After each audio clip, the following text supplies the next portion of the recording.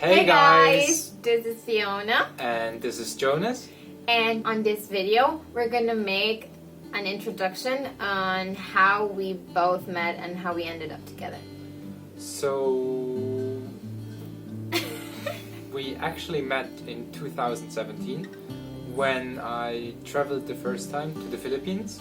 At the beginning of his trip, we directly started to message. I really don't like him at the beginning because he was like the annoying type of guy who will always message you every morning, every day, just to annoy you. But to make you laugh. You was Yeah. laughing so much. But before I was really a close type of person. Like, I don't want other people making fun of me. So I just made like every day, like it normally started like in the morning. I make fun of her and she's still laughing, and at the end of the day she's ignoring me, but then in the morning she makes the same mistake over and over again. Yes. Until now.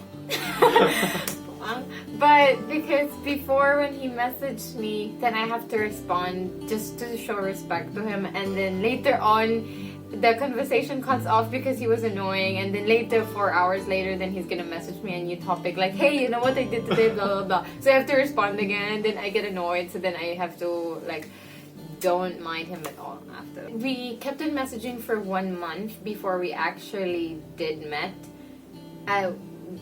I asked him for help with my entrepreneur logo thing. So For school. yes. So he did my logo and I was like, okay, I need to help him in return. So he was asking for apartments, condo units, and online he has to pay 30,000. Just to rent, not to buy. Yes, to rent. Because he wanted to stay in Cebu City, and he has to rent, and he has to pay 30,000. And then I know someone, which is the condo is close to my place, and it's only 18,000 a month. So I was like, okay, I'm gonna help him because it's a lot of gap. So yes, I did help him, and that's how we became close. Yeah. Not yet Not yet. We were like close lang. So, while I was doing my 1 month trip,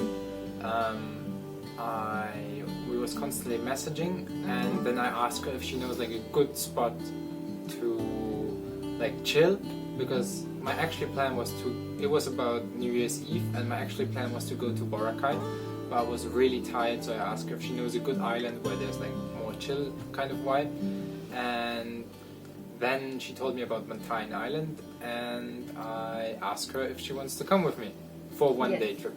Yes, and She said yes.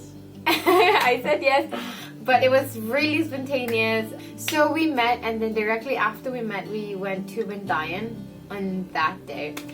That was in middle of the night, so we had to take a bus to Buko. Is it Buko?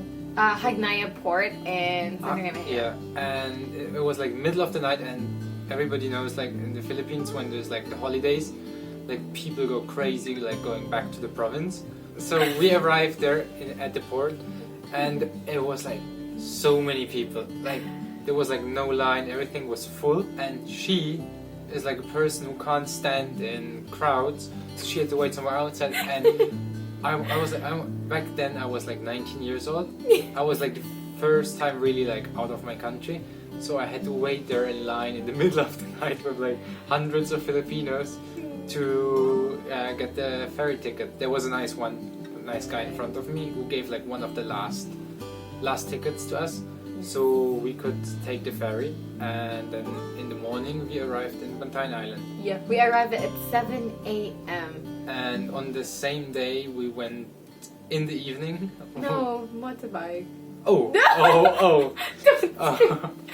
So the best part about Bantayan Island is like we wanted to rent a motorbike. In my country, I never rode a motorbike before, and she told me she can ride a motorbike.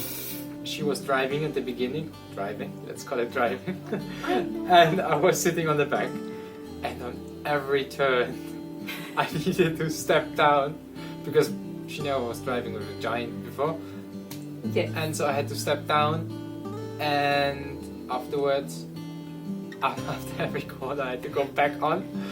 So I had to decide, okay, now it's time to learn how to drive motorbike. And on the same day, I learned how to drive motorbike. Safety first. And then on the same day, in the evening, we meet like really, really nice people. We arrived December 30 in the morning, so at the evening we decided to like go drinking, and then because tomorrow we have to leave on December 31 because I need to be with my family. And then after that, we met people on that night, and because we were a little bit tipsy, and then they invited us if we want to go She was tipsy. No, and then they invited us if we want to attend the New Year's Eve party, and then I was like, oh, this is so cool because like I never went to a New Year's Eve party yet, so I was like, hey, you wanna go? And then he said like, yeah, that's okay, blah, blah. Then we decided to extend. Just for that night and for the next night. And then afterwards we went to the New Year's Eve party, had amazing time, and met friends for life. Joe. Yeah, we met Joe. January 1. We are still in Bantayan because there was a typhoon up until January 5 or January 4. It was directly after the New Year's Eve, there's a typhoon. So we couldn't get into the ferry, so we decided to extend, and then my parents were calling me already, and then I was like, okay, they understand because it's there's a typhoon. So we extended, I think, how many nights in total? 4, so that's like 5 nights. Yeah, we extended for 5 nights. Planned was only like 1 night. Yes. And afterwards, like, beautiful island, you can't go away. So after we have to go home on January 4, lucky us that we could get the ferry because he has to attend his birthday party in Bohol because he met good people in Bohol, really close with him. And so we went to Bohol together. I need to ask permission to my parents first. And then we went to Bohol together. And then we enjoyed the birthday party. And then on January 6th, we have to go back to Cebu. And when we went back, we kept on dating. On January 8th, we became official. You have to say the camera, okay. And... Oh no, that's fast. It's so bad. It's so fast. No. Because, I needed to go again, so we need to hurry. So a couple of days after we went official, I needed to go back to Switzerland because I need to Do the social service. Yeah, do my social service there. But we decided before that we want to stay in a long-term we want to stay in a long-term relationship, but in a long distance relationship. Long distance relationship. And before I left, we made a deal. Oh, deal, not deal. That's so formal. We made a deal that we do FaceTime every day. 24 hours. No, not 24 hours. As much as we can, actually. Yeah, so we try to at least do FaceTime every day, and on weekends that we spend those days together. 12 hours or more we spend on FaceTime, and then on weekend we can do 24 hours on FaceTime, like Saturday up until Sunday evening. So when I wake up, he's still there, or when he sleeps, I'm still here. So it's the daily routine. So our phone is charging and on the whole time while you sleep. And so also in my breaks, because I had to work, we always called, and on the way going to work. Yes. Now, if you listen now to it, it'll sound like really cringe, but back then it was absolutely necessary. It feels really good, and I enjoyed it so much. Sure. We didn't even know what time I will come back then. Yeah. So actually, because I had a jaw surgery, we didn't know exactly how long it will take, the process and everything, because I first need to go to the dentist. The plan was actually to stay away for half a year, 1 year, but I ended up, I think, 2 months later in a plane. Yes.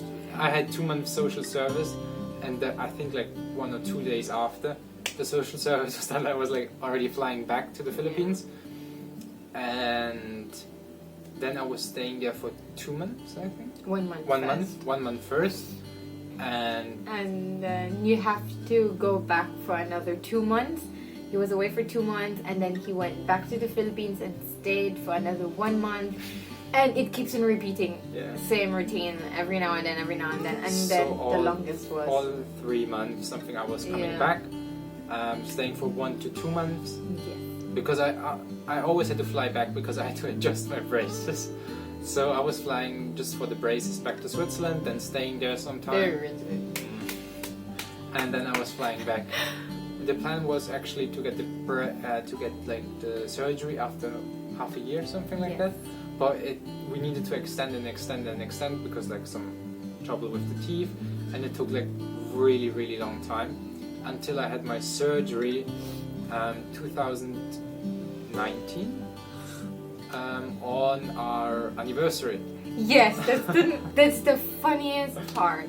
Like, I keep on questioning like how it ended up in the same day. Like, why that day? Why not tomorrow or before that day? But I just told him like, oh, probably that's what God wants. Probably that's a good thing. Probably the surgery will go successful because I mean it's a blessing.